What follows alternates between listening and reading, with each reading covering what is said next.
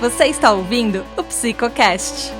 Muito bem-vindos, amantes da psicologia, apaixonados por conhecimento, cheiradores de biblioteca. Este é o Psicocast, o podcast mais louco da internet. Aqui é Rafael Cerqueira de Ribeirão Preto, nos estúdios da minha casa, utilizando a mesma roupa da última gravação. Talvez estamos gravando tudo no mesmo dia, para agora trazer a guerra, trazer a discórdia de por que a análise do comportamento é a melhor abordagem da psicologia e por que fenomenologia não presta. Paulo, é com você, agora fala. Tá de palhaçada? Vou começar com a palhaçada. É o seguinte, ó, presta atenção numa coisa. Eu ouvi um tom de choro. Não tem abordagem certa, errada. Tem a fenomenologia e o resto, Nossa. tá? Por favor, Edivan, se Bom. defenda. Não, eu concordo totalmente com o Rafael. Aí, viu? E aqui, como 2-1, não tem. Clubinho, 2-1. É que é uma democracia, né? De amigo, né? Sabe como é que é, né? Sabe como é que é, né, Paulo? Paulo, se apresenta. Bom, meu nome é Paulo Gomes, sou psicólogo e eu uso a única abordagem que realmente funciona, que é a fenomenologia. Por quê? Porque ela funciona. Tá. A gente vai discorrer sobre isso depois. Edivano, se apresente. Aqui é Edivan Araújo, falando diretamente de Ribeirão Preto. E a única abordagem que tem cientificamente provas da sua eficácia é a comportamental. No caso, a terapia cognitiva comportamental. Não Desculpa, também. Paulo. Mentiu. Tá todo mundo mentindo descaradamente hoje, né? Mas, antes da gente ir pro podcast em si, explicar duas coisas, que a primeira é que nós vamos trazer aqui a história das abordagens, como que surge essas piadas que a gente está fazendo aqui de alguma forma, mas existe um fundo de verdade que é as pessoas, elas tratam metodologia de pesquisa, de produção de conhecimento em psicologia como se fosse religião. Esses nomes que a gente foi trazendo. Fenomenologia, terapia cognitivo-comportamental, análise do comportamento, psicanálise, enfim. Então a gente vai debater um pouco da origem, do porquê que isso acontece e qual que tá certa? Não, a gente não vai fazer isso. Esse é o primeiro ponto. O segundo ponto é que para este projeto acontecer, inclusive se você está ouvindo só no Spotify, só em áudio, agora tem vídeo. Você pode ver, por exemplo, o Paulo, como ele é bonito, como ele tá despenteado agora. Eu tô despenteado. Eu Você também. pode ver o Edivan, como ele não está despenteado agora. Né? Tem como. Não tem nem como. Mas a minha barba está muito bem organizada. Na régua. Ó. Né? Exato. Né? E tem mais emoção, né? Pessoalmente. Mas fazer em vídeo também dá bastante trabalho, a gente tem que gastar muito recurso, muito tempo, então vai lá no apoia.se/psicocast, doa o quanto puder, além de você estar apoiando esse projeto, você está apoiando a ciência como um todo, muito melhor do que você estar gastando R$15 por mês. Paulo, o que muito supérfluo dá para comprar por R$15 por mês? Salgadinho torcida. Um salgadinho torcida, dá para mais de um. Não, mas se você comprar aquele pacotão grande... É R$15, verdade. R$15. Edivan, supérfluo com R$15. Jogo do Tigrinho. Jogo do Tigrinho. Não, aí você perde até mais. Você perde só as pregas no jogo do Tigrinho. Nossa. Então, ao invés de dar pro Tigrinho, apoia.se/psicocast e vem ajudar a gente a manter esse projeto em pé. Seguindo nossa linha de bases epistemológicas, a gente decidiu, então, fazer um podcast sobre da onde surge as metodologias mais famosas da psicologia, o que a gente chama de abordagem. Antes de mais nada, Edivan, explica o que é uma abordagem, no geral, no genérico. Então, de forma básica, é como aquele profissional, quais as diretrizes que ele vai seguir para fazer o atendimento dele. Quais são as regras, a forma de pensar, a forma de entender o ser humano, a forma de compreender as interações que ele vai ter tanto com outro ser humano, tanto quanto o meio. É o óculos que aquele profissional vai usar para enxergar a realidade. Nossa, que família linda. Né? Nossa. Igual eu. Eu não tô achando aqui, tem um livro aqui, acho que tá perto de mim, que é a Luneta Mágica. É um livro que fala sobre você enxergar a realidade por diferentes óticas. Sim. Se o ser humano é bom, se o ser humano é ruim. Não posso dar muito spoiler. É um livro muito bom. A Luneta Mágica. Tá aí, depois a gente caça ele no meio dessa bagunça aí. Paulo, qual é a principal pergunta que te fazem quando você se apresenta para outro psicólogo? Sim. Nossa. Sua abordagem. Assim, existem clubinhos, existem aqueles pessoal que defende realmente a abordagem como sendo, né, quase uma religião. Aí existe. Eu acho que não é o caso de nós três aqui, a gente brinca com as nossas abordagens, porque a gente segue uma abordagem, mas não, a gente tem uma visão muito mais, não dessa forma religiosa, né? Tanto que eu acredito tanto o Rafael quanto o Edvan, né, não fica fixado ali, enjaulado ali naquela abordagem, porque existem ferramentas, existem conteúdos, existem técnicas de outras abordagens que funcionam muito bem para determinados casos. Então, Sim. tem essa flexão de jogo de cintura. E Acho até legal. algo interessante, Paulo, que a gente vai abordar um pouco mais para frente, são critérios que quando a gente tá montando essa pauta, eu fui identificar e eu fui ver que, olha, isso aqui é associado a tal abordagem, só que, pera, eu uso na minha abordagem, então isso daqui para mim é da minha abordagem também. Então é essa questão de, às vezes a gente associa uma determinada situação, uma forma de observar algo a uma abordagem, mas isso está compreendido em outras abordagens. Então é muito interessante. Às vezes isso. dá um nome diferente, Sim. às vezes tem uma visão um pouco diferente sobre aquilo, ou uma origem diferente, Sim. né? Que às vezes uma questão, uma explicação ali, está associado mais a uma questão de inconsciente, enquanto a outra está ali nas questões cognitivas da pessoa. Então, às vezes a origem muda, mas o conceito básico acaba sendo o mesmo. Os professores de redação de Enem, eles vão ficar malucos com a quantidade de vezes que repetiremos a palavra abordagens. Abordagem, abordagem, abordagem. Sim. Né? Eles vão ficar malucos. Fazendo um paralelo, ó. Eu, hipoteticamente, tenho um filho e para mim, para criar ele, para colocar ele para dormir, eu todo dia deito com ele e conto uma história. Leio um livro. Uhum. Aí, isso dá certo, eu percebo que ele gosta de narrativas, para ele ficar quieto em algum momento, eu vou lá, boto um videozinho para ele assistir. Essa é minha abordagem com meu filho. É um conjunto de regras que eu tento trabalhar com ele, essa psicologia infantil. Aí eu converso com o Paulo e o Paulo fala assim, sabe o que eu faço para o meu filho dormir?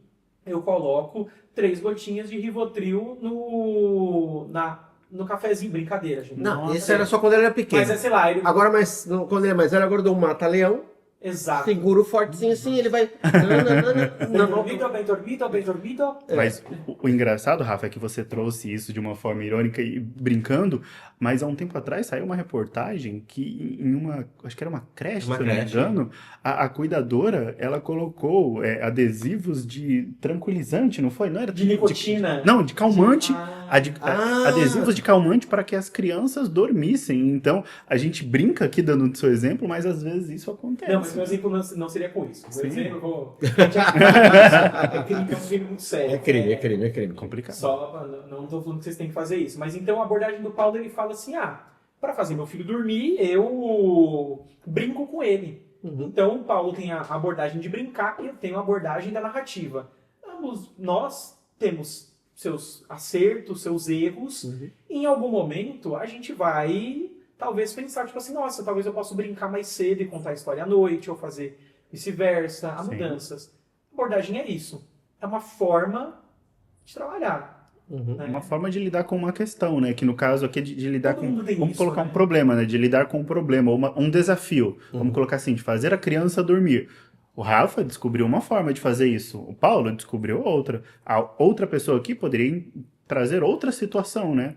E assim, às vezes você vai contar isso pra mim e eu tô com dificuldade de fazer meu filho dormir. Aí você conta a sua abordagem e eu aplico a sua abordagem. Desculpa, gente. Eu aplico a sua abordagem e dá certo pra mim também. Né? Aí o Edivan fala assim, deu certo, eu vou tentar. Aí o Edivan não dá certo. A sua abordagem tá errada? Não. Simplesmente não funciona para o Edivan. Não vai ser tão simples assim, mas eu acho que começamos... Sim, é um né? bom... É um bom... É uma explicação mais simplificada, né? Porque tem tantas, né? E é uma pergunta que a gente vai tentar responder aqui. É porque tem tantas abordagens, né? Qual a finalidade de tanta abordagem, né? Vamos começar do começo. Do começo histórico, né? Certo. Bem lá do começo? Bem lá do começo. Tá, então bom. Tá. Não, agora eu tô curioso de saber o que é bem lá do começo. Começa você do Me começo. explica melhor. Porque depende do que você vai falar do começo. Porque, por exemplo, que é se a gente começo? for focar especificamente na trajetória da psicologia, a gente pode falar que o começo foi lá uns 100, 150 anos atrás, mais ou menos.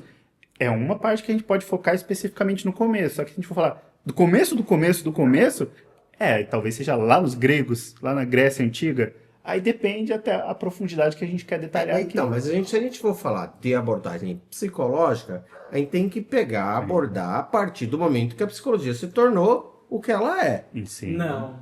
Você acha que Em não? termos. Não, em eu termos... acho que a psicologia começou quando a cobra chegou lá e falou, come maçã, come. E aí o Adão falou assim, eu vou ter que ver com a Eva. E aí a cobra falou assim, lá, começou a lacração. Aí virou minha mulher. Bom ponto. Não. Acho que, vamos lá. Tem o começo oficial da gente chamar psicologia de psicologia. Né? Então, psicologia como estudo da alma, estudo da nossa essência, que a gente já falou no podcast 0. Tem esse ponto. Mas tem o começo de uma metodologia para se entender o ser humano.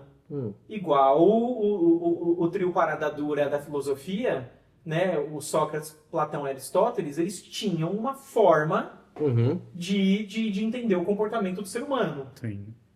Eu não lembro de cabeça. Qual que é, Edivan? Que você tá falando agora pra gente? Na mágica.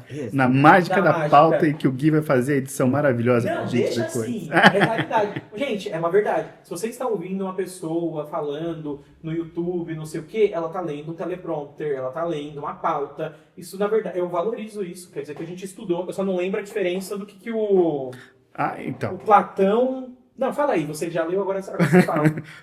Platão ele acreditava que a alma ela vinha antes do corpo, que é algo, por exemplo, que a gente associa talvez hoje a uma compreensão mais parecida, que foi até usado pela religião, que é como se fosse uma espécie de alma, uma outra parte da gente. O corpo pode acabar, mas a Ela é alma imortal. permanece, a alma está lá. Isso já é um pressuposto. Sim. Se você tem esse pressuposto, a forma de você trabalhar e pensar o comportamento humano já muda. Totalmente. Então, vou dar um exemplo, sei lá, vamos supor que esse Platão, né? Sim, Platão. Platão falou isso pra mim. E eu tô indo pra guerra, o meu medo vai ser alterado, porque se minha alma é eterna, eu vou me preocupar menos se eu morrer salvando Troia. Salvando... Sim. Não sei, eu tô falando coisas que supostamente são gregas pra mim. Dessa época. Eu vou lá na guerra do Peloponeso. Total. Né? Então, Sim. Aí é. Não, Eu não, mas achava- é. Não, tem. grego, É a Guerra do do Peloponeso. Tem. Aí, ó, Paulo, Desculpa, eu não conhecia isso. eu joguei Assassin's Creed Odyssey. É Eu tô por com isso. o jogo na cabeça aqui, com o jogo da Grécia. Eu tô com... Os videogames de novo, gente. Viu? Videogame é cultura, é respeito. Peloponeso, eu os não fazia ideia que Não, mas existia. tem. Tem, mas aí, ó, viu? É uma forma de metodologia, ele tinha uma abordagem. Exatamente. Qual a diferença pro Aristóteles? Então, Aristóteles, não lembro. Ele era um pouco mais pragmático. Ele Não, era algo que já não tinha esse ele conceito não da tinha esse alma conceito. imortal. Não, ele trazia um conceito um tanto diferente que fazia parte do corpo. Sim. A alma Mas tá aqui. tá aqui, mas não era algo imortal. Não era algo que transcende a vida. Você era algo que morreu, a fazia alma vai parte. junto. Sim. Estava mais ligado à questão de raciocínio, de faz parte da gente, mas não é a mesma É coisa. onde habitava a razão. Exato. São conceitos um tanto diferentes. Sim. Muito bom. Que- E Sócrates era o chato. E eu gostei Não, dessa ele só questão é- que você trouxe, Rafa. Coisa, aquela fumacinha. Porque realmente, né, se você acredita que a alma, uma parte de você, a parte da sua memória, da sua consciência é imortal, você pode basicamente fazer qualquer coisa. Qualquer coisa. Se você vai pra guerra, E pô, você morrer, Agora não, agora é um conceito diferente. Tipo, a alma faz parte de mim. Se eu morrer, se acontecer alguma coisa com o meu corpo material, a minha alma vai junto. Então você fala, opa, vou pensar 2 vezes aqui. Aí vamos usar ainda Platão e Aristóteles, né?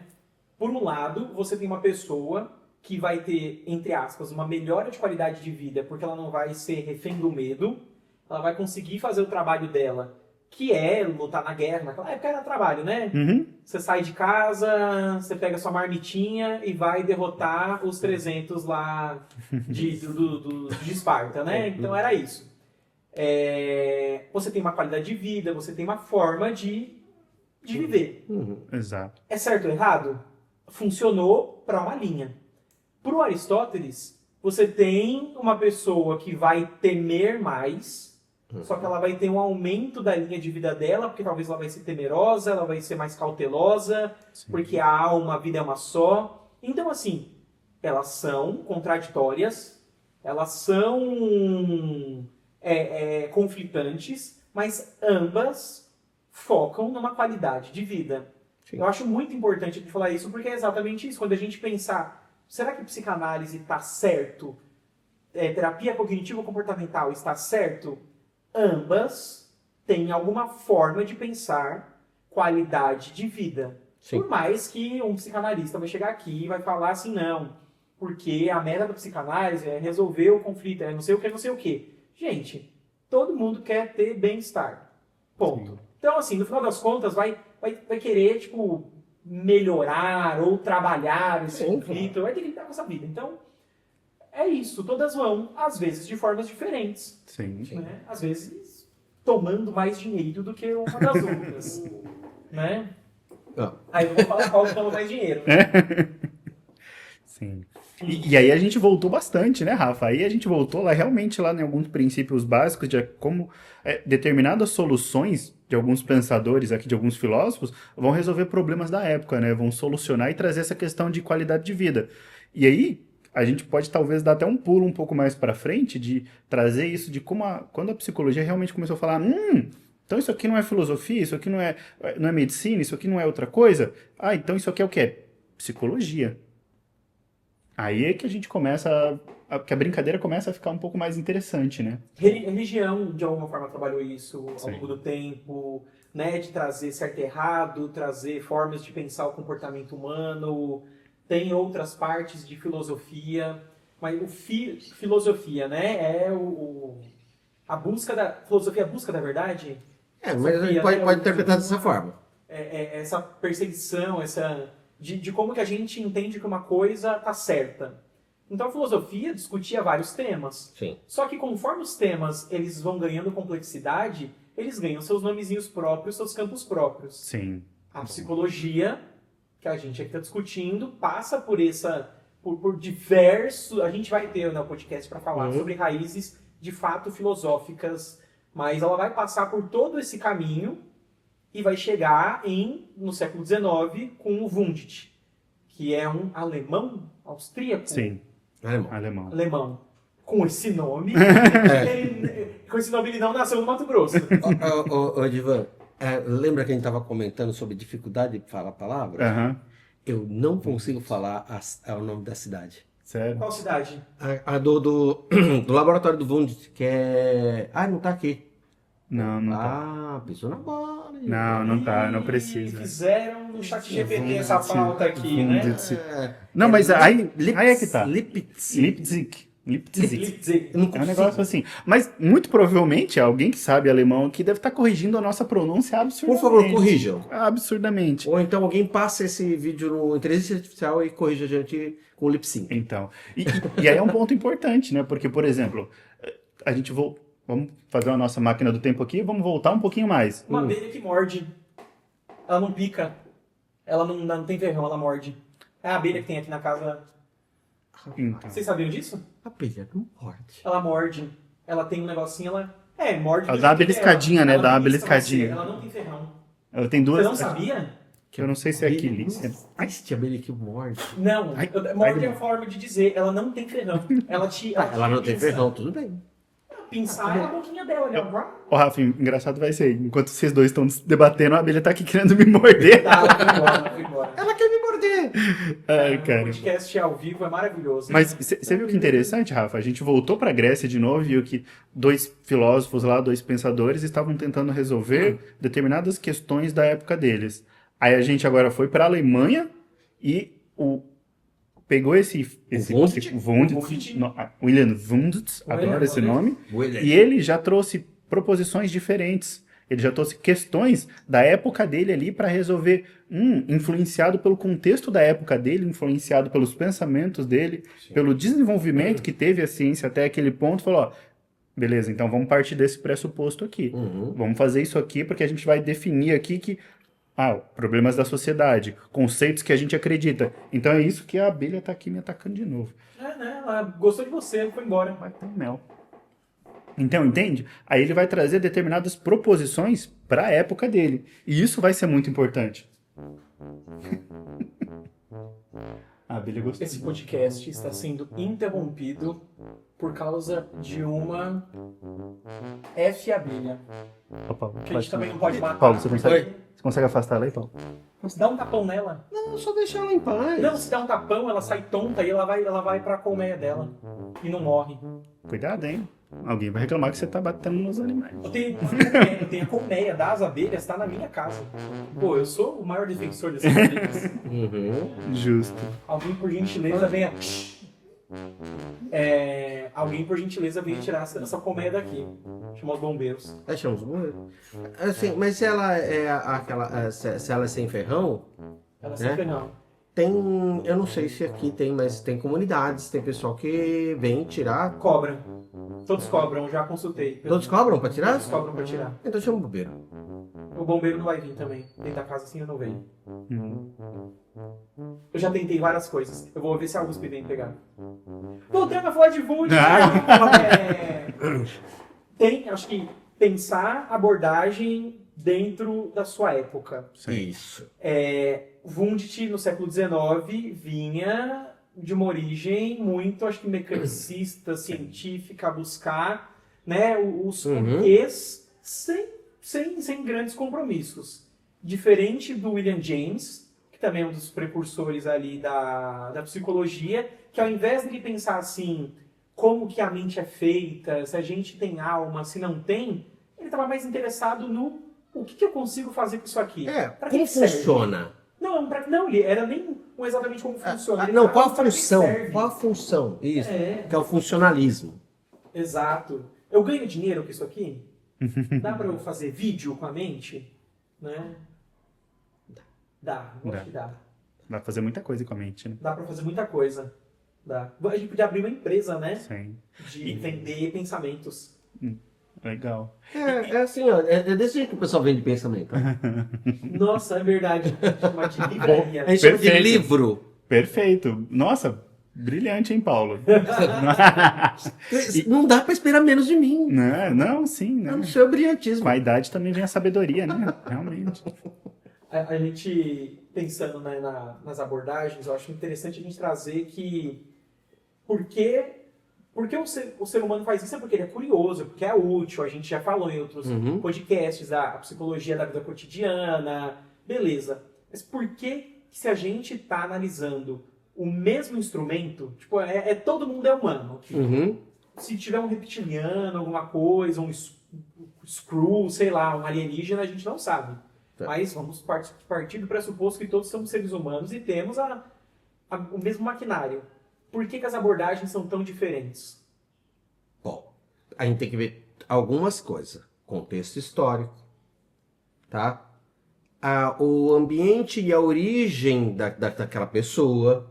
Que, por exemplo, se você pegar o Wundt, que vem de uma questão laboratorial, ele queria testar em laboratório, um cientista, né? Ele foi o primeiro, né? Ele foi ele que criou o primeiro laboratório de psicologia, né? Exatamente. E ele tenta fazer esses experimentos, fazer uma coisa mais experimentalista com a psicologia, para ver se é possível também. Porque às vezes vai ter coisas que não vai dar para ser testado. Aí, diferente, por exemplo, se a gente avançar um pouquinho mais no tempo, a gente pegar Freud, que era um médico, ele vai se basear o quê? Na doença. Ele quer curar uma doença. Ele quer curar uma doença. Então, esses contextos fazem surgir abordagens diferentes. Filosofias diferentes. Sim. Né? Na Revolução Russa, quando o comunismo e o socialismo estavam, né, cada vez mais populares, a Rússia socialista, ela tem uma proposta de fazer toda uma revisão da sua literatura, da sua metodologia científica. E isso não é nem só pensando em comportamento, em economia. Assim, envolvia matemática. Né? Se você pega a China, quando ela começa a Revolução Social Comunista, eles pegam professores universitários até de física, de matemática, para trabalhar, tipo assim, isso que você está me ensinando, vou dar um exemplo, né? Obviamente, eu não sou o especialista de Revolução Comunista Social Chinesa, mas eles pegavam, sei lá, o Paulo, professor universitário de física, e falava assim, Paulo, você está ensinando essa física para a gente construir avião, para ir para a guerra, para vender, que é uma visão muito capitalista, essa matemática ela não serve para o povo e não sei o que, é por isso que vamos te espancar aqui em praça pública. Até você se converter para uma filosofia matemática que seja comunista. Eu estou dando um exemplo, não estou condenando ou a favor do comunismo na Revolução Chinesa, mas a forma, né, até política, vai influenciar como você pensa. Sim. Na Revolução Socialista Russa, as pessoas elas têm essa intenção de a gente vai revisar tudo que a gente fez até agora e a gente vai trazer as novas verdades baseadas no materialismo histórico dialético, né, do Karl Marx. E isso mexe com a psicologia. Com né? certeza. Ali surge uma abordagem, que é a psicologia sócio-histórica. O Freud, ele era médico. O Skinner, explica Skinner aí, Edivan. Americano, né? Americano, Capitalista, uma visão bem mecanicista, por assim dizer, né? Então, ele vai ser influenciado pela sociedade dele, né? Não tem como a pessoa criar uma forma de pensar, uma metodologia científica, a questão uma abordagem psicológica, sem ele ser influenciado pelo contexto histórico, pelo atual período de desenvolvimento da ciência, pela forma de pensar, pelos problemas sociais que ele enfrenta naquela época, pelos problemas que ele tem ali pensado, sem os problemas que abordam ele na realidade. Então, isso vai fazer com que ele foque em determinados aspectos. E isso é um ponto importante, porque isso vai diferenciar basicamente porque o Rafa tem as questões dele. Então, ele vai focar em determinados pontos. O Edivan tem as questões dele sociais. Então, ele vai focar em outra parte aqui, vai fazer com que ele pense de uma forma diferente. O Paulo, com a Fenô, vai fazer ele pensar até um certo ponto, ok? Então, tá vendo a brincadeirinha, Paulo? Vai fazer ele pensar até certo ponto. Exato, só até certo ponto. Então, Ele tá pensando. percebe como cada abordagem... Aqui a gente tá brincando, né, gente? Você viu aqui de uma forma bem amistosa. Olha só, Mas, eu vou- peraí, Paulo, você peraí. interromper aqui. Deixa eu terminar, Paulo. Paulo, deixa eu terminar, Paulo. Eu vou te Deixa eu humilhar. terminar. Porque aí, Paulo, Hum. a gente brinca, né? Mas a gente sabe que o Paulo é uma das pessoas mais experientes aqui, mais inteligentes que tem aqui do Psicocast, Agora né? puxa o saco. Claro, tem que ter isso. Morde a É um sopa. morde a sopa. Mas você vê que interessante, porque a forma que a gente pensa, né, Paulo, é um resultado, entre aspas, de várias experiências que a gente vai ter do nosso meio. Não tem como a gente pensar da forma que a gente pensa se a gente vivesse, por exemplo, há 1000 anos atrás. A gente ia pensar totalmente diferente. Se voltar 2000 anos atrás, outras experiências vão fazer com que a nossa mente funcione de forma Não precisa diferente. voltar tanto, sim. Você Sim. mora na 50 mesma anos época- atrás. Não, se você mora na mesma época, num lugar Diferente. Ah, sim. Porque além do contexto histórico, tem contexto Cultural. geográfico, cultural, né? Ou, por exemplo, as linhas humanistas, as linhas existencialistas, surgem no meio da guerra, né? Onde o sofrimento humano é intenso. Tudo. Então, essas linhas vêm, né, dessa visão de um mundo que está se destroçando. Sim. Então, eles vão vir com uma abordagem diferente por causa desse contexto histórico, desses eventos e também da cultura. Né? A gente pega, se você pegar uma abordagem que nasceu na Alemanha, naquele tempo, vai ter todos os elementos daquela cultura, daquele tempo, daqueles pensamentos. A gente pega já abordagens mais recentes, né? Como a TCC, que é uma das abordagens mais recentes que a gente tem, que procuram Mais recentes, 1960. É muito Não, recente. 60, 70. Se a gente pegar a psicanálise, se a gente pegar... É muito recente. É. Então, a TCC, ela vem já com outro conceito, onde a gente tem mecanismo, tecnologias que ajudam na formação ali do pensamento e se você consegue realmente fazer testagens, pode fazer pesquisas muito mais científicas do que, por exemplo, uma psicanálise ou uma fenomenologia mesmo. Isso aí é importante, né, Paulo? Porque a gente às vezes está trazendo esse ponto de vista de que é mais recente, usa metodologias de testagem, então essa aqui funciona mais. E não é assim, né, Paulo? Porque quando a gente trata do ser humano, tem muita subjetividade ali, né? Então, esse que é um ponto importante.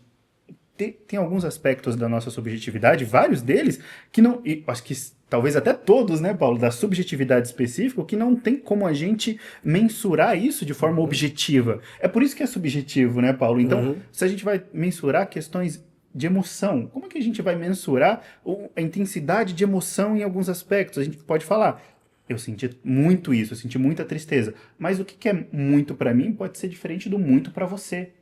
O que é pouco para mim pode ser diferente do pouco para você. Então, mensurar isso em uma escala objetiva não dá. É por isso que a gente trazer muito para esse ponto da questão tem que ter uma testagem, tem que medir em laboratório.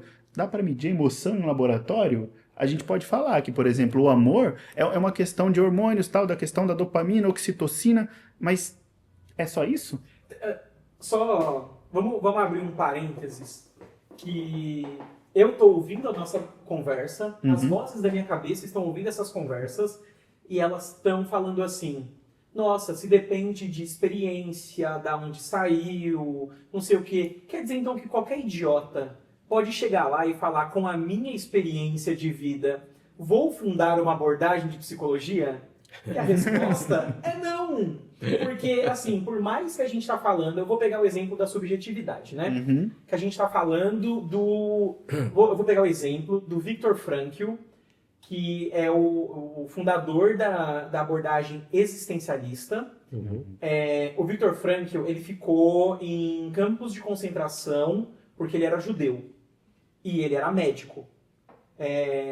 A partir daquele sofrimento intenso e de buscar formas de lidar com aquilo durante e no pós, ele faz vários exemplos mentais de como que o ser humano tem que guiar a vida dele, etc, etc.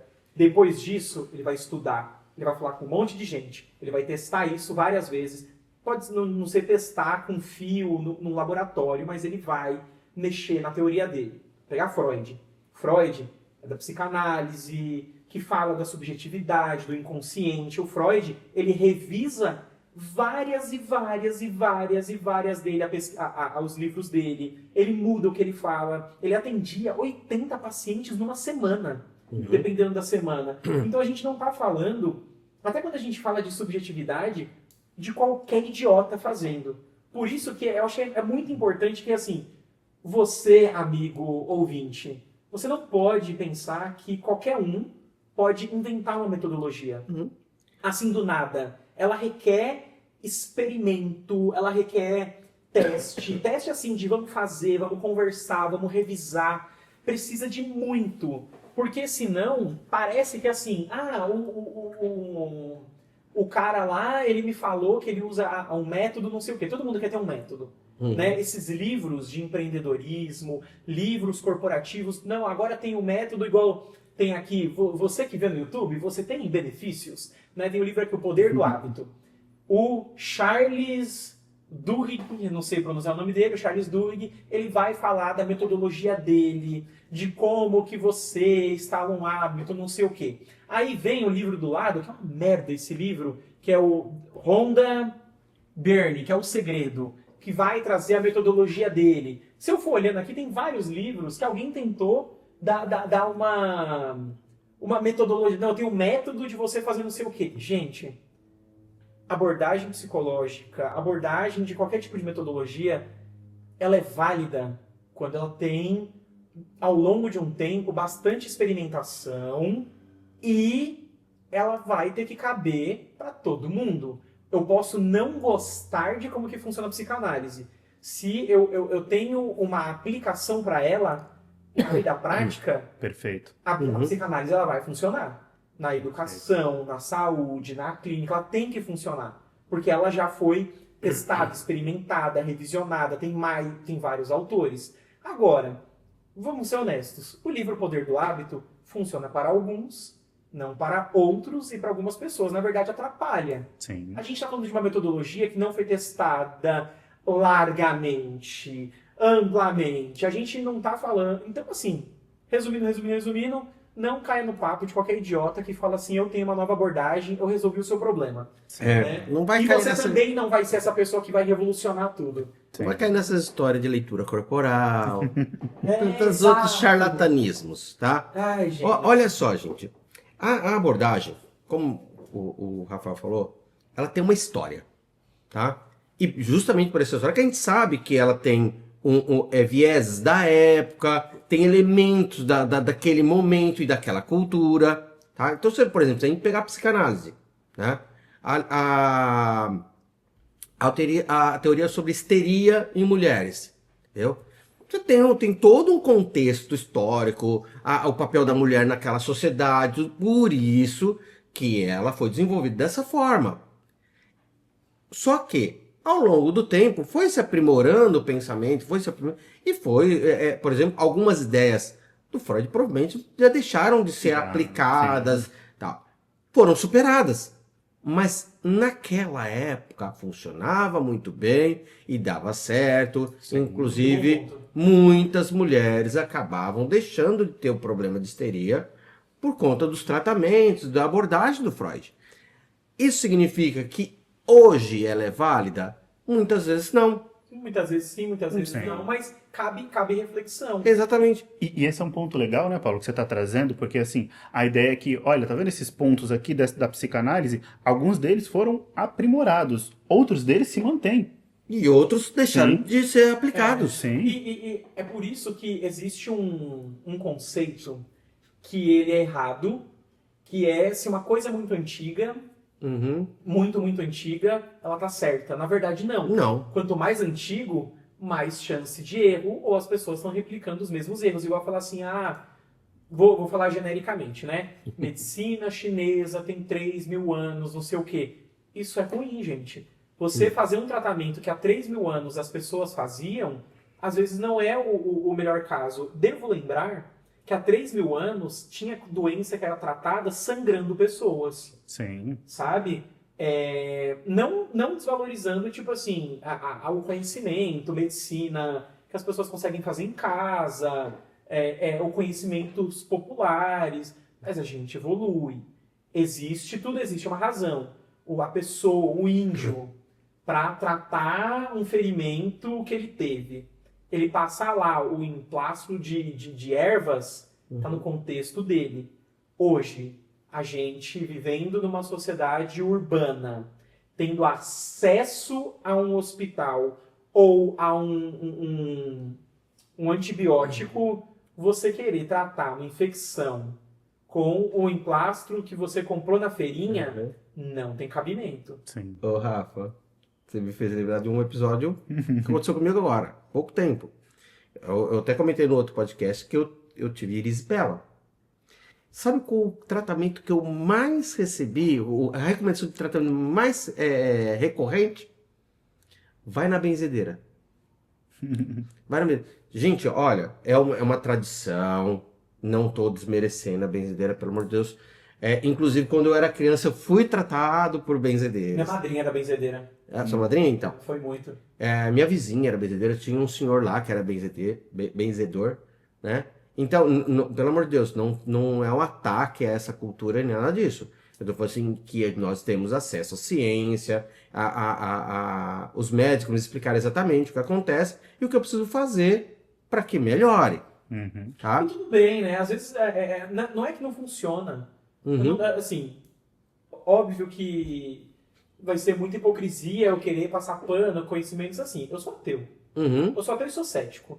Mas eu não sou o dono da verdade. Então, quando a gente vê uma pessoa falando que assim, eu utilizei tal método, vamos usar mais no nosso escopo. Constelação familiar, que funcionou pra mim, foi bom, não sei o quê. Quando essas abordagens, essas metodologias não indicadas, elas funcionam, não quer dizer que ela não vai funcionar 100%. A gente não ataca elas porque elas são extremamente horríveis. A benzedeira, ela tem a taxa de sucesso dela, igual a constelação familiar, igual várias outras coisas. Só que a gente tem que pensar muito que, assim, se existe um efeito colateral de muito risco, esse tratamento ele tem que ser abandonado. É por isso que constelação familiar não é indicada. Não é indicado. Porque a metodologia, ela traz muitos riscos. Funcionou para mim, para minha prima. Que bom, vocês estão numa parcela de sorte. Vamos pegar um remédio. Tem um remédio lá que a Bayer desenvolve para curar o câncer. Só que ela mata 60% das pessoas. Só 40% vai ficar viva. É certo a Bayer vender esse remédio? Não. Vai estar matando gente, sabe? Então, um exemplo... a constelação familiar não mata as pessoas, mas faz mal. Um estrago. Um exemplo legal, né, Rafa, que a gente trouxe até no começo do podcast, vocês falaram sobre isso, é a questão de como fazer, por exemplo, os exemplos de fazer como o filho dormir. O Paulo, por exemplo, pode dar um mata-leão no filho dele, vai fazer a criança dormir, vai apagar a criança. O Rafa vai lá, brinca com a criança, lê um livro, conta uma história pra criança, fica lá. Dá um draminho pra criança, dá um antialérgico. Exatamente. Tem formas de fazer aquilo que tem uma maior eficácia, que tem uma maior tranquilidade pra fazer a criança dormir. Você vai lá, coloca ela lá, não agride a criança, não faz. Entende? É exatamente esse ponto. Você cuida da criança, você tá ali afetuando. Tem uma taxa de sucesso e de segurança para um indivíduo que tá passando por aquele procedimento muito maior do que você chegar e dar um mata-leão. Você vai fazer dormir. Vocês viram o vídeo do Fala Mansa? Que acalma as crianças? O quê? Não. Nunca Música do Fala Mansa? Sabe aquela música do Fala Mansa? Não vou saber cantar, gente. Você que é a melhor música. Mais ou menos. Mas Qual é a música? só fala. Pra que chorar? Pra que chorar sua mágoa? Isso. Se afogando em agonia. Então, várias pessoas a criança tá chorando e os caras colocam a música do Fala Mansa, a criança para de chorar na hora. Que Fala Mansa é muito alto astral. Então mas eu tô falando. Shot de alegria no dessa música. Shot de alegria, exatamente. E a pessoa coloca a música e a criança acalma na hora. Funcionou. É científico aí? Eu não sei. Aí se a gente pegar... Assim, o que é científico? Vamos também acho que exemplificar. Existe uma visão positivista que algo científico é algo que você consegue descrever todas as etapas e aquilo, com essa descrição de etapas e de condições, qualquer pessoa replica. Né? A gente também, é uma visão extremamente pura. A gente pode pensar também, cientificamente, quando a gente tem eventos que eles se repetem o suficiente para você conseguir replicar e eles não são aleatórios. Então, assim, se a gente pega as crianças e a gente consegue uma taxa de mais de 50%, então já não é placebo. Quer dizer que existe algo aí. A gente está falando de um processo científico. Sim. Sabe? Então, assim, existem várias formas de ver ciência. Só pra falar, tipo assim, a gente não tem como colocar uma criança no laboratório e toma aí, dance o shot da alegria pra ver se você melhora. Não vai dar pra fazer isso. Não vai. Se você é pesquisador e sabe fazer, ensina a gente. E muito menos dar um mata-leão na criança pra fazer ela dormir, né? Isso Foi uma piada de você. Agora você vai pegar e me espancar agora. Nossa, a gente precisa muito verificar se o filho do Paulo tá bem. Sim. De fato. É mais fácil ele me dar um mata-leão, porque ele tá maior que eu. Nossa. Então, mas olha só, a gente voltando com toda essa questão aí de testar ou não testar e ser validado. As abordagens, né, que eu acho que é bom a gente frisar que as abordagens são uma forma da gente enxergar o ser humano diante da sua existência e de tudo aquilo que o influencia. O que é observável tudo isso? Comportamento. Que aí a gente vai lá pro Skinner. né? Que é o que ele queria testar, o Skinner, quem mais? O Skinner, o Watson, Watson. que é extremamente relevante, se eu não me Eles engano. pegaram a parte observável. Paulo, você lembra da Né? frase do Watson? Se estiver errado, me corrijam, que é aquela questão que ele trouxe. Me deem 10 crianças e eu posso tornar elas o que vocês quiserem, desde grandes profissionais até criminosos, de acordo com a observação do comportamento. É mais ou menos isso que ele disse, vocês lembram? Muito presunçoso, Sim. né? Mas ele tinha Percebe? essa visão. Porque ele trazia especificamente o ponto do o ambiente é mais importante do que tudo. O ambiente define tudo. Ele trouxe um foco muito grande para essa questão É do que assim, ambiente. o que acontece? Sim, nós temos uma grande influência do ambiente e dos condicionamentos, não tenha dúvida isso. Sim. Tá? Mas nós não somos só isso. Então ele traz isso aí e tem uma taxa de efetividade, né, suficiente para ele ter esse tipo de Sim. arrogância. Tá?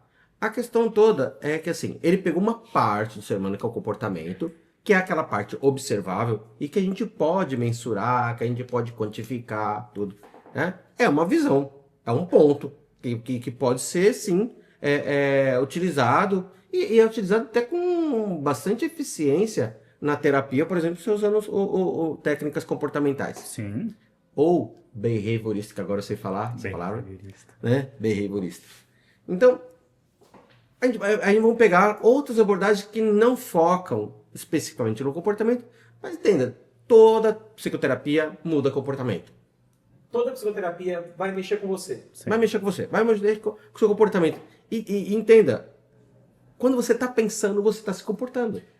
Até assim, né?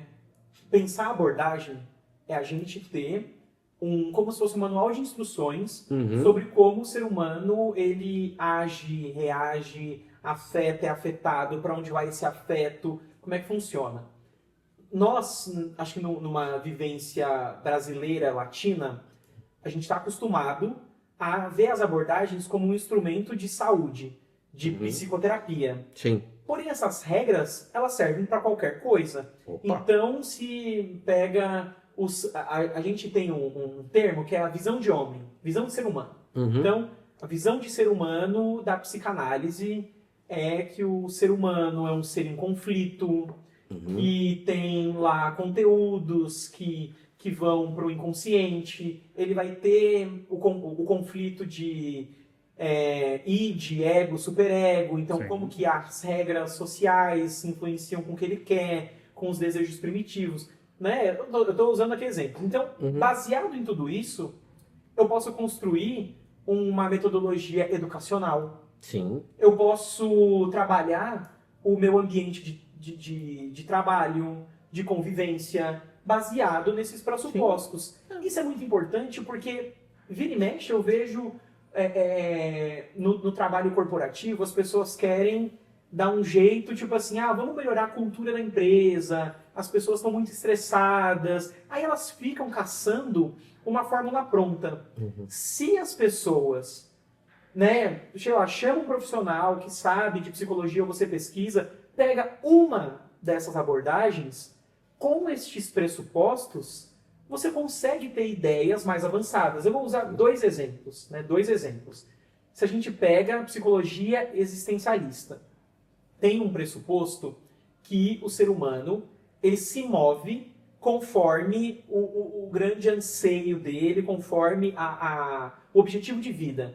Então, é muito importante você entender não objetivo de vida, esse foco, é um outro termo que eu queria trazer, esse sonho, essa expectativa que ele tem de alguma coisa acontecer.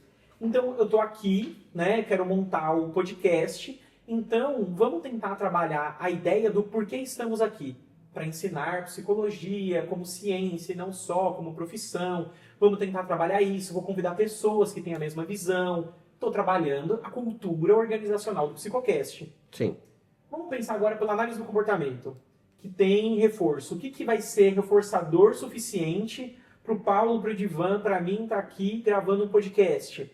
Vai ser o almoço que a gente vai fazer daqui a pouco. Opa. A reunião com os amigos, não sei o quê. A gente utiliza pressupostos para trabalhar a nossa vida. Sim. A abordagem, ela serve para isso e muito mais. Não vamos só limitar para, tipo assim, trabalhar depressão, Sim. né, relacionamento. No marketing usa muitos conceitos psicológicos, trabalhando com cores, formatos, né, a criar expectativas, Sim. dar um objetivo, dar um propósito. Né? Se a gente pegar no marketing, usava muito essa questão do propósito. Olha isso aqui, se você usar isso aqui... Propósito era a palavra que eu queria lá atrás. Ah, desculpa. Propósito é uma palavra tão Bonita, forte. né? É Eu gosto verdade. dessa palavra, eu sempre gostei. Propósito. Tem um peso, né? Ela tem um respeito, assim. Ela enche a boca, né? É. Propósito. Propósito. Propósito. Acho que toda palavra com muito P... Propósito. Faz isso daí ser feito, né? Encontros de Sim. consoantes Bom. enchem. Igual, por exemplo, LH. Né? Estou alheio à situação. Alheio Nossa. faz a boca abrir muito, né? Parece que quando a pessoa fala isso, ela fica com um tom assim de nossa, Que a gente cadê o foge meu da tempo? pauta. Mas a gente volta rápido, né? A gente volta rápido. Paulo, faz parte. Então, mas esses conceitos das abordagens, por exemplo, teve uma época que se usava muitos conceitos freudianos, né, como elementos fálicos, né, são mais vendem mais do que elementos, por exemplo, quadrados, entendeu? Então, por exemplo, se você tem um perfume, se você coloca ele no formato fálico, ele vai vender mais do que o perfume quadrado. Vamos ensinar para as pessoas ouvintes o que é um formato fálico. Precisa. Precisa. Edivan, Precisa. então O óbvio não existe. Edivan, você é um... Porque, vamos lá, um formato quadrado, acredito que quadrado não tenha muita dificuldade de ter uma compreensão disso, né? Acho que aí, Acredito, beleza. né? Se você não sabe Ok. o quadrado, Aí- Se você não souber o que é um quadrado, mande uma DM pra gente. Não, Ok. mas vamos explicar, vai. Quadrado é uma figura de 4 lados, na qual todos os lados têm o mesmo tamanho. Exato. E um elemento fálico? Um formato fálico, imagina que é um objeto um tanto comprido, que ele tem uma dimensão que gera uma certa continuidade. Formato fálico tem formato de pinto, gente. Isso! É isso. Tudo que é comprido, e não só comprido, que tem Sim, a sim. cabeça Arredondada. abaldada, Arredondada. é um formato fálico. Uma, Tem can- prédios, assim. uma caneta, um microfone que os dois estão Microfone usando. fálico, Sim, exato, um perfeito. microfone que vocês estão usando, qualquer coisa que tem esses. Basicamente essa forma. O seu microfone não Não. Não. é um elemento fálico. Aí, mas aí- quase, depende. Então, mas aí um elemento que eu gostaria de destacar, né, para os que estão vendo isso aqui, a gravação, vai ficar mais prático. O microfone, eu acredito que é uma certa pegadinha, uma piada, um bullying sobre a minha parte. Porque Não os dois aqui têm um microfone. Careca. O microfone deles é careca. Só que eles têm cabelo. Eu não tenho cabelo e o meu microfone, ele tem uma pantufinha aqui que tem cabelo. Eu acredito que é algum tipo de zoeira da parte dele. Praticamente uma peruca. Exatamente. Vamos... Não foi bullying. E tem um ponto Não foi importante. intencional. Pode ir. Exato. E quando a gente fala de abordagem, eu tava pensando aqui, escutando vocês, né? Tem um ponto legal também, que é para trazer legal disso daí, da questão das abordagens, que é a questão temporal, né? A gente já citou aqui, mas eu também gostaria de destacar um ponto específico, né? Que a abordagem, ela vai sofrer vários elementos que a gente já trouxe aqui, e principalmente a questão temporal, né? Freud, na época dele, observava as questões do tempo dele.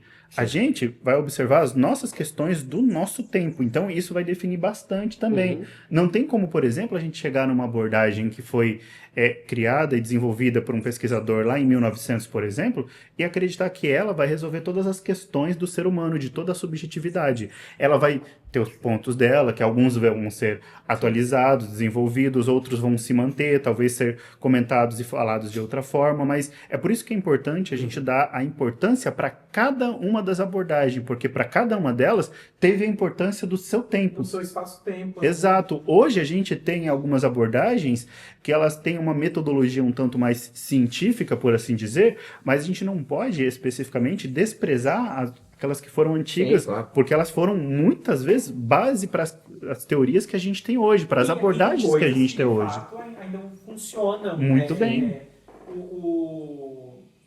Pegando até o exemplo da própria psicanálise.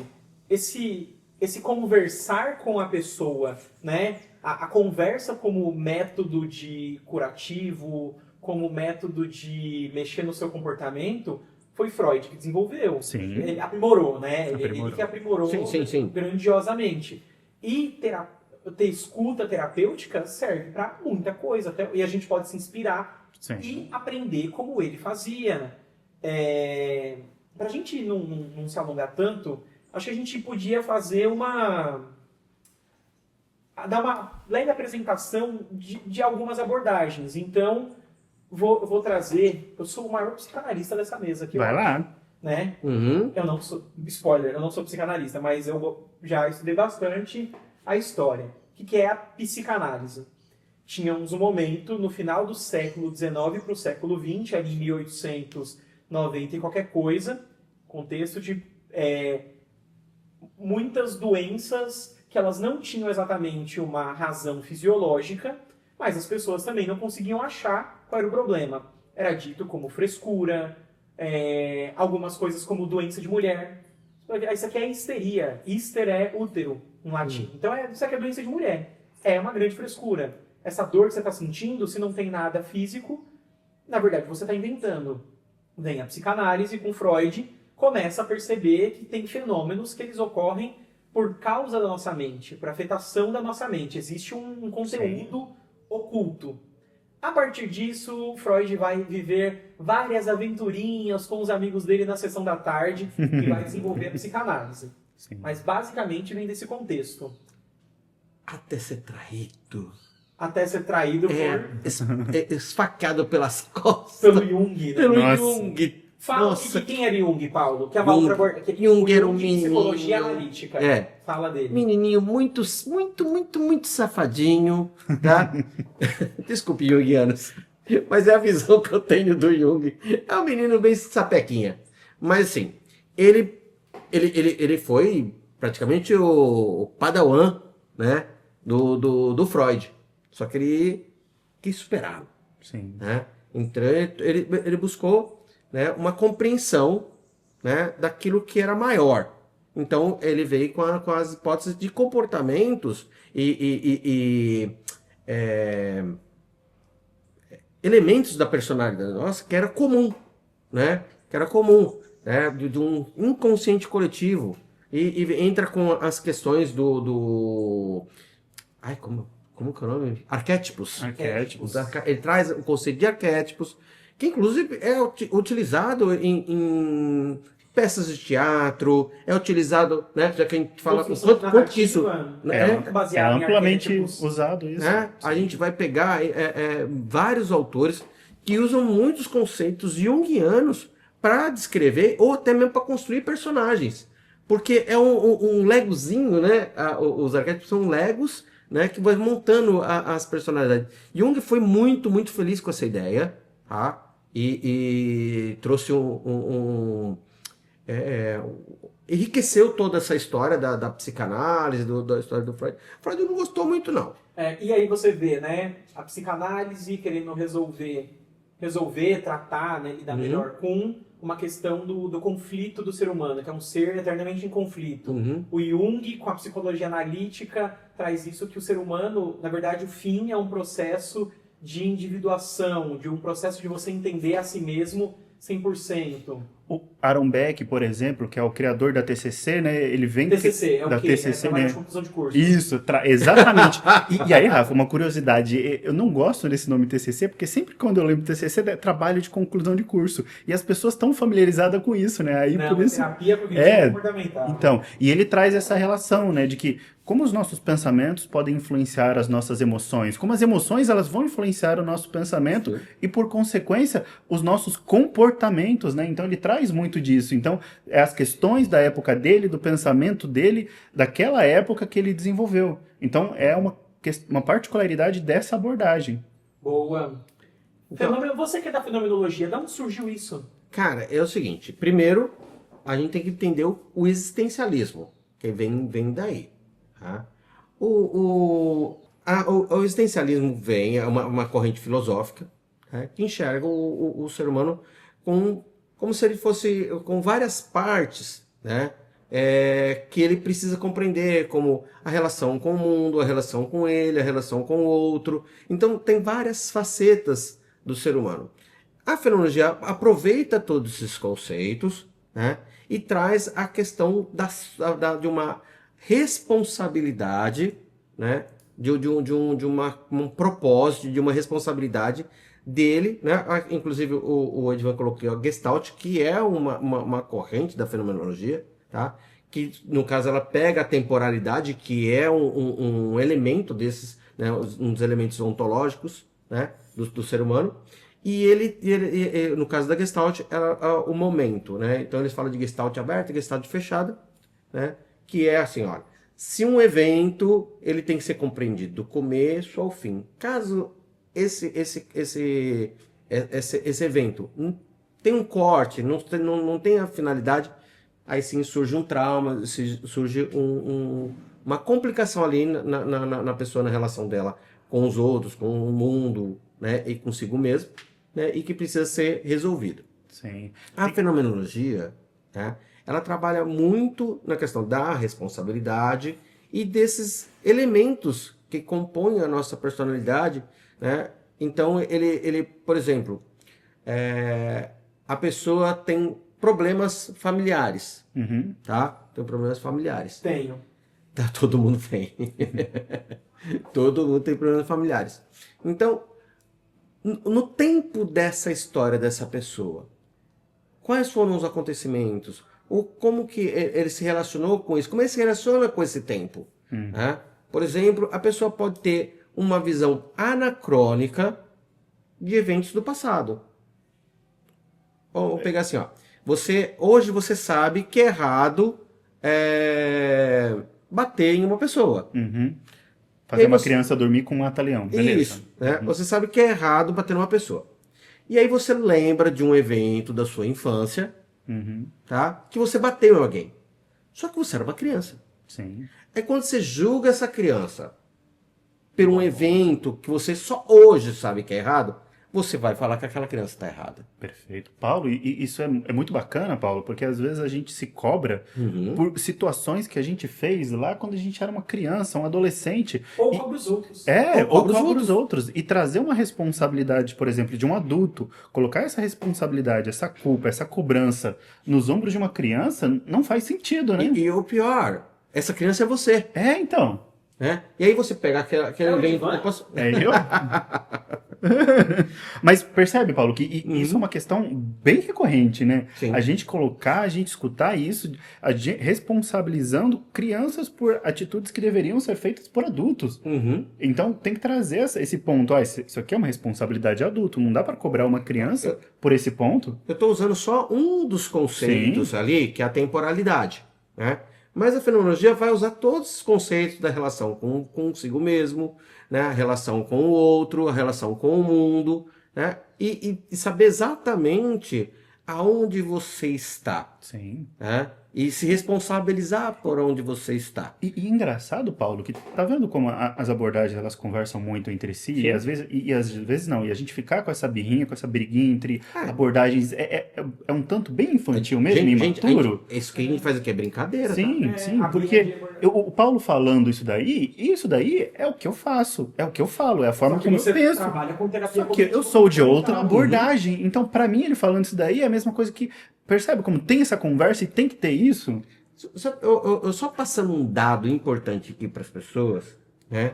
Que a Organização Mundial de Saúde, ela percebe, e ela fez bastante pesquisa sobre isso para falar isso, né? Que a psicoterapia, ela funciona independente da abordagem. Sim. É óbvio que algumas abordagens e técnicas são mais especializadas para alguns tipos de casos, por exemplo, como a técnica do ABA para crianças autistas, entendeu? Por exemplo. Mas isso não significa que, no geral, todas as abordagens têm no princípio dela, na ação dela, a melhora e compreensão da pessoa sobre ela mesma, que a gente chama de autoconhecimento, e também traz uma outra forma de encarar aqueles eventos que aconteceram no passado, no presente, e até mesmo esses eventos que a gente planeja para o futuro, que a gente acha que vai ser, o futuro vai ser catastrófico, a gente vai lidar com isso também. Exatamente.